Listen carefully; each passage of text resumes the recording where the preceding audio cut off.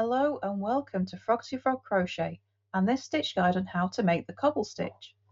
This is a really pretty stitch that looks like a series of wedges that interlock together as you go up the rows and looks amazing if you use it in multiple colours as well. So to start this stitch you're going to need a foundation chain in multiples of 3 plus 1 plus 1 for your turning chain. So for the cobble stitch we're going to start by making a single crochet in the second chain from our hook. And this is the first stitch of our row, so I'm just going to pop a stitch marker in there. And then still working into that same chain, you're going to make a half double crochet and a double crochet. So you're going to be making this little wedge.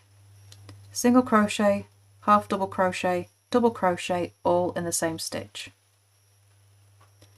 Then you're going to skip the next two chains, and in the next chain you do the same again.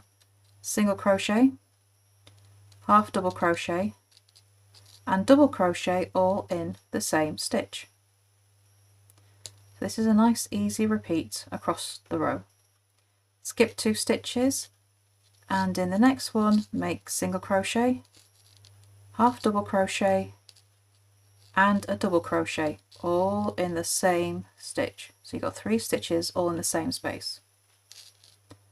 Skip 2 and same again, and you repeat this all the way across your row until you have 3 stitches left. So when you have 3 stitches left, you skip 2 and then in the last one you're going to make a single crochet only. Okay, so you're going to finish the row with just 1 single crochet. So to start row 2, turn, chain 1, make a single crochet in the first stitch. I'm just going to mark that with a stitch marker, and then still working in that same stitch, also make a half double crochet and a double crochet. So our repeat for this row is going to be exactly the same as the row below, and we're going to be skipping the next 2 stitches, and the stitch after that is the single crochet from the row below, and into that single crochet you make your repeat. Single crochet, half double crochet and double crochet, all into the same stitch. Okay, and that makes these wedges that kind of fall down on top.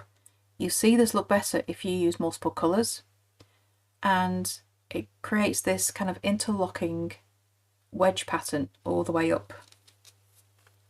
So skip the next 2 stitches and then in the next stitch make single crochet, half double crochet and double crochet, all in that same stitch.